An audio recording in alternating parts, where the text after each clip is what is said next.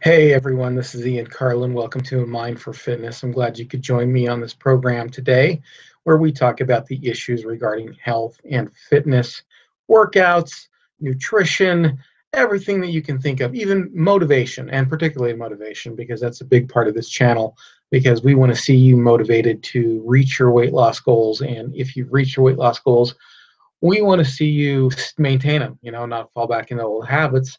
That is a big part of what we do here is the motivation factor. And we are currently in the middle of a series called Why Your Diet is Failing and What You Can Do to Fix It, which was going to be the working title of my new book, which I've changed now to Diet Sins. It was like, I didn't really know what to call it. So I was just like, it was basically like a functioning title. It was just like, this is what's going wrong with your diet and this is how you fix it. And it was based on a lot of failure on my part and a lot of failure on people that I've talked to since I've been successful at dieting and weight loss. And yes, have I totally 100% got absolutely where I want to go? No, but it's one of those things where it's just like, I don't know anybody who well, I shouldn't say no, I don't know anybody, but very few people who don't, who look at themselves and think that that they couldn't improve. So am I like 98% where I want to be? Yeah, absolutely. Am I close enough to say, hey, things are good, man? I like the way I look. I feel confident in with the way I look and how I feel. Yeah, absolutely. I totally. And I want to see you reach that. Again, and I want to see you stay there if you've already reached it. So, Diet Sins. I changed the book to Diet Sins. That's basically because a few weeks ago, it just kind of came up, and I thought, oh, I'll write that down, and it sounds pretty good. It sounds kind of catchy. So I'm like, yeah, that's a pretty good title. Maybe that'll make uh, people buy the book, and it's being edited right now. It's going through its first edit, and basically what we're doing is we're doing a series over the book and going through each chapter. And today is going to be unique because we are going to be talking particularly about why low carb diets fail. Um, and that's unique because up to this point, what I've said can be applied, generally speaking, to any diet. So, for example, one of the reasons why diets fail has to do with unrealistic expectations, or people who are maintaining relationships with people who are bad influences on you, and that can be true. That can be said of any type of diet, whether it's a low carb or really low carb, ketogenic, or a paleo or whatever. This first part of the book and this first part of the series on why your diet is failing, what you can do to fix it, is basically it could be applied to any diet. So if you have unrealistic expectations, it doesn't matter if you're on a low carb diet or a paleo diet or a low fat diet. If you have unrealistic expectations, it's bound to fail. Now, I would say it's bound to fail anyway because few people can pull off a low fat diet. So we're going to go specifically into a low carbohydrate diet. And this will also be true I'll just say low carb for now. But basically, there are two theories of weight loss. And I totally subscribe to the theory of weight loss, which says that that weight loss, or particularly weight gain and how you get rid of it, is a hormonal issue. It is not a calories in, calories out. So there's like these two theories of weight loss out there. There's one that says that, basically the reason why people get fat and then how to lose that once you reach that undesirable state has a lot to do with an energy balance system. You didn't run enough, and you didn't work out enough, and you didn't, and you ate too much. And I think although there might be something to be said about that later on after you've gotten your hormones under control. You can overeat, which we'll talk about today, actually. But for the most part, I would say a majority that that's not correct, and that doing weight loss that way will just make you miserable and will make you ultimately um, not able to maintain that. And then the other theory is that weight loss is primarily hormonal, and the reason why you gained weight in the first place has to do with a dysregulation of hormones, and that what you need to do is you need to seek um, to balance those hormones out, and then weight loss will come off as a result of rebalancing those hormones and not being hormonally deranged and not being hormonally sick. But I do have to say that even the hormonal theory of weight loss, while I think it has something to offer and has more to offer than the energy balance theory, it's still not the whole picture. It's still not the whole picture. A little bit about why that is today when I go through these problems in low carb dieting. And the reason why I say this is due to the fact that you can lose a lot of weight, but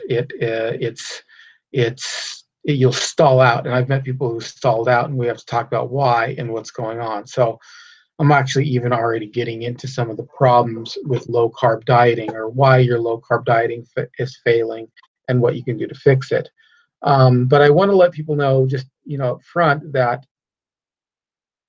the first part of this has to do with any diet, doesn't matter, and then the second part is really uh, everything can be applied to a low carb diet up to this point. But now I'm specifically going to go into low carb dieting and why it fails. Now, so let's get into it. So first off, you have to understand that low carb is not enough. I would say that's the first thing to understand. Low carb is not enough. Okay, adopting a low carb lifestyle is a fantastic way to lose weight. In fact, if weight loss is your only goal and you have around 40 pounds to lose, then cutting carbs may be all that you need. Okay. However, for many of us, myself included, we had much more than 40 pounds to lose. In addition, weight loss might not be your only goal. Along with weight loss, you may also want to be as healthy as possible. If so, then you might have found that low carb dieting alone is going to be a problem. So the matter is that yeah, if all you want to do is lose weight, I mean, if that's your only goal, to lose weight, and you're not really concerned about your health overall, then low carb and you have less than 40 pounds to lose, then low carb dieting may just be the way to go. Low carb dieting may be enough. But for people who have, I would say, more than 40 pounds to lose, and people who are suffering other problems, such as not just weight gain, but things like, for me, it was like acid reflux and low energy, all that kind of stuff. You want to heal all that. And for me and for many people, they hit what I call as the low carb wall, or the Atkins wall. So low carb becomes not enough. Okay. So you get on low carb, and it's a great place to start. And that is honestly where I start people. There are a couple of places to start when you're trying to make weight loss and optimal health your goal. But for me, when I start a client, I always start them on controlling their carbs. But again, it's not enough. It'll help you lose between 20 to 40 pounds, no problem, within 6 weeks to 3 months. Most people, if they cut their carbohydrates down, will lose that kind of weight.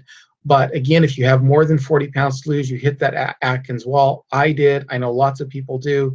They go low carb, and then suddenly, boom, they hit a wall, and then they can't seem to lose any more weight.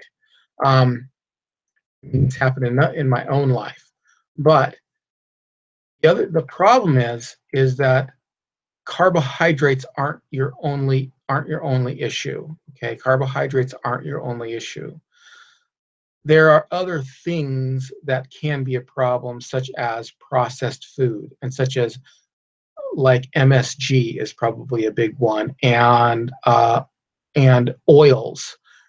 Industrial seed oils is probably another big one, and sleeping correctly is another big one. Now, the reason why and the reason why this can be a problem is due to the fact that, I can give you a low carb meal that's low carb, but might not be healthy. Okay. Now it's going to be healthier than, donuts and Twinkies and, pizza and that kind of thing.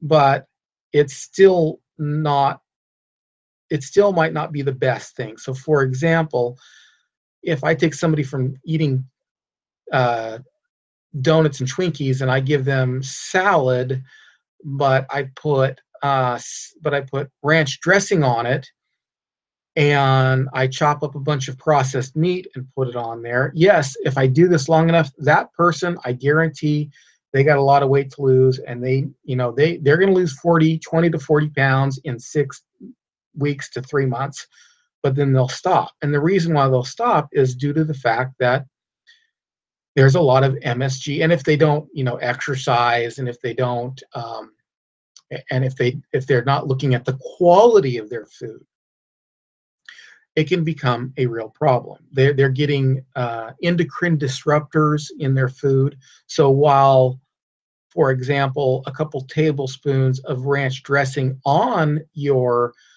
salad might not be high carbohydrate, it is most of these are full of MSG, which is an endocrine disruptor, which is going to disrupt. An endocrine is an organ that produces hormones. So an endocrine disruptor is a substance that disrupts your hormones in your body. Okay, so it disrupts this, and they've proven that MSG does this, and MSG is in tons of stuff.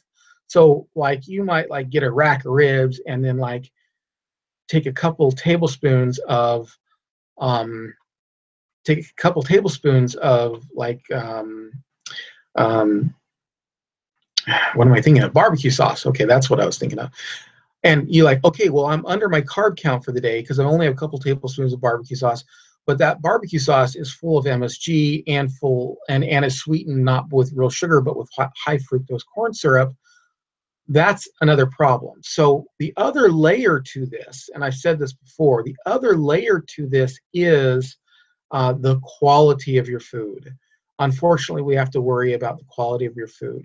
And that's kind of like where paleo is. Paleo is more interested in like the quality of your food, and it's incidentally low carb rather than low carb altogether. Now, it's still the same. It's still going to fix the same problem, because if I eat a paleo meal where I'm having like a piece of steak and some greens and stuff, that looks a lot like a low carb meal, but they're more focused on the quality.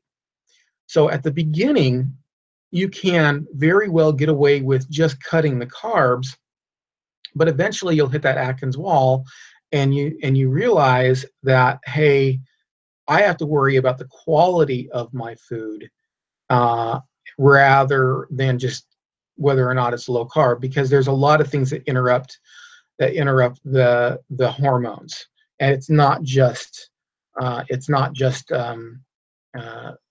many carbs I have. It's that processed meat that I'm putting on my salad, along with the MSG filled ranch dressing.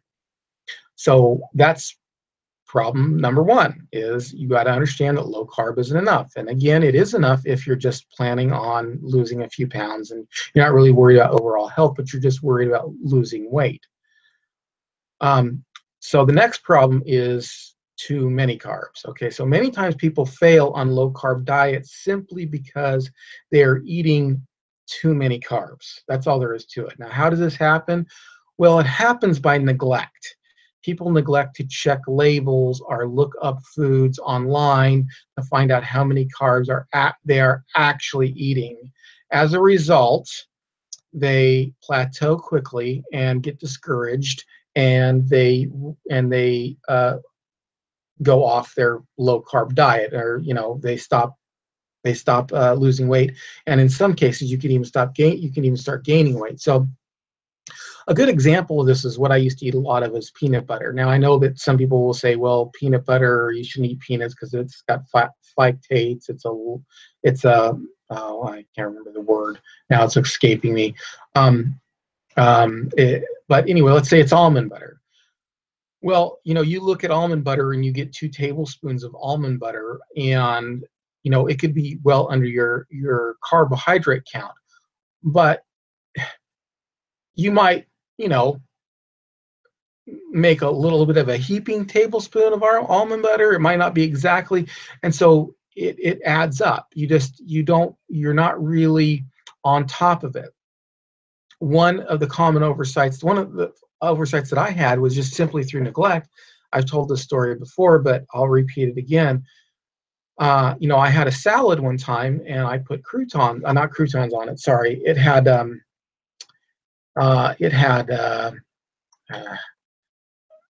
craisins on there. So it was a big salad, had craisins on there. It's not like it had like a ton of craisins or anything, but it was enough to make it sweet. And I ate it, thought it was fine, and then I was just like, well, you know what? This is a little sweet. And I looked up craisins, and craisins had like, you know, 25 carbs for a quarter cup or something like that. It was a crazy amount. So to fix the situation, you have to simply check the carbs. You have to. You have to look up the labels, and you have to be diligent, especially in your first couple of weeks. Or if you've plateaued out, and it's like, well, what are you having? Well, a couple of tablespoons of peanut butter, or a couple tablespoons of almond butter. And I'm like, well, are those really level tablespoons? Are they kind of heaping tablespoons, and you're just getting too many carbs in? So that's another problem with low carb dieting. All right. Another thing that can totally dysregulate your low carb diet is what some people call it the carb creeper, or the gradual carb increase.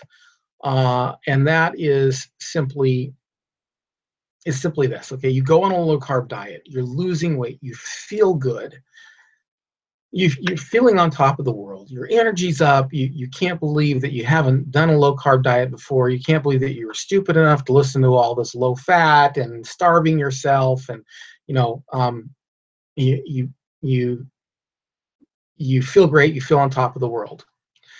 And as a result, your system begins to fix itself. And as a result, you can kind of handle a little bit more carbs now and again. No big deal, right? So the gradual carb increase is you're feeling good. And then you say, well, you're over at a friend's house. And you're like, well, okay, I'll go ahead and cheat. And then it doesn't bug you, because even the next day, you may have even like lost some weight. So you do that, but then you start doing that more often. And more often, and then more often, and the next thing you know, you're back on the cravings start kicking up again, and you're back on a sad diet, except for this time you're eating real butter with your toast instead of margarine with your toast, and now you're gaining weight again like crazy. And I know this one personally, because this is what happened to me when I first started the low carb diet. I mean, and I've done this actually, I've yo-yoed on low carb diets for a long time when I was trying to work this stuff out. And I went on a low carb diet. I lost a ton of weight back in the late 90s, and I felt great. I felt good.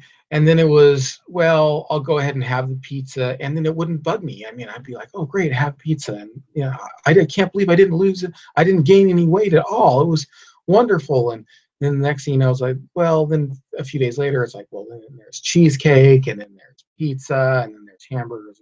And the next thing you know, boom, right back up. So what can you do to fix it?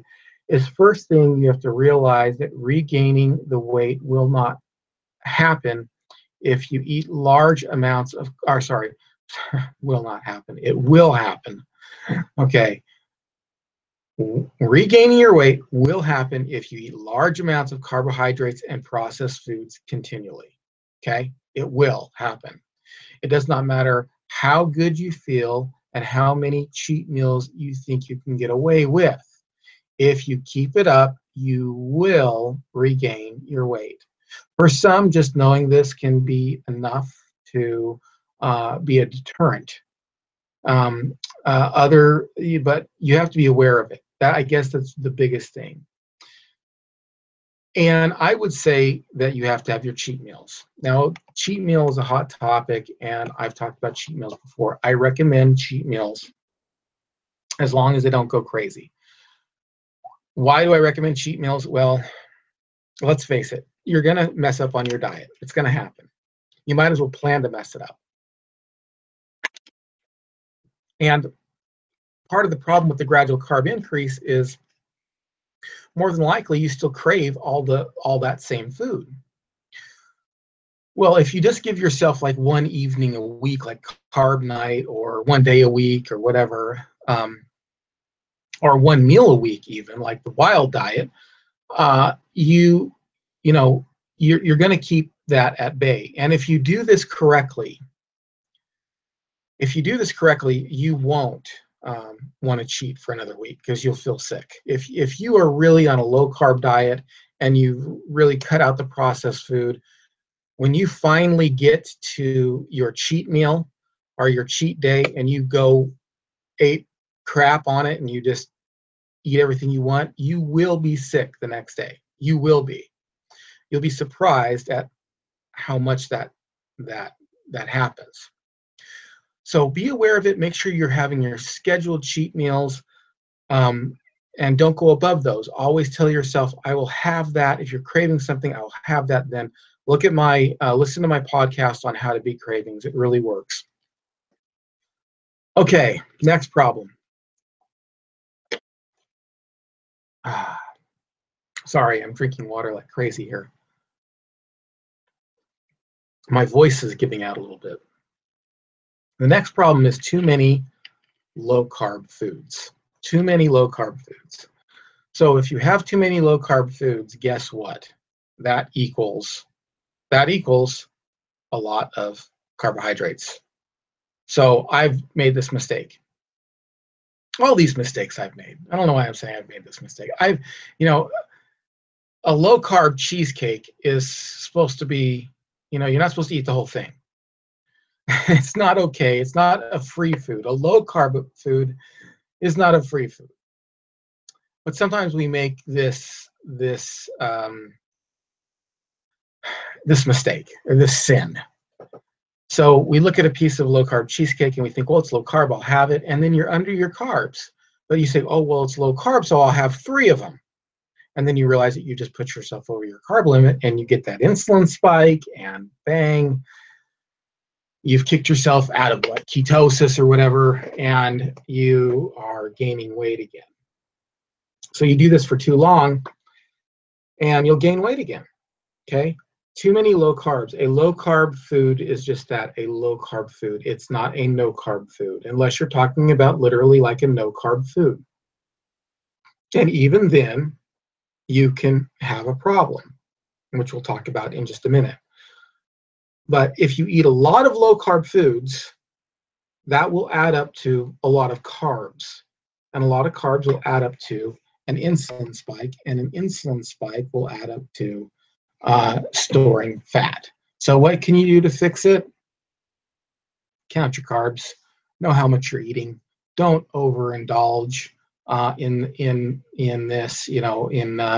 One piece of low carb cheesecake is great. It's supposed to be like a supplement for a dessert for your regular cheesecake. That's what's good about low carb, is you can find like your favorite foods but swapped out so that it's healthy and low carb. But it doesn't mean you can go haywire. If you eat 3 pieces of low carb cheesecake, which each have 12 carbs in it a piece, well, you just put yourself over the limit for the day. So don't do that. Be careful. Going on maintenance too early is another problem. You're a unique individual. Don't go on maintenance too early. Some people might need a month, some people might need 2 weeks, generally not more than a month. If you go too long on any diet, more than a month, you'll have problems. So don't worry about what the book says, but I see many people doing this. They'll go like 5-10 days, and then they'll have a cheat day. You need to go at least 2 weeks, and then have your cheat meal or your cheat day. And then after that, you might still need to cut those carbs really super low. I mean, you're a unique individual, so don't go on maintenance too early.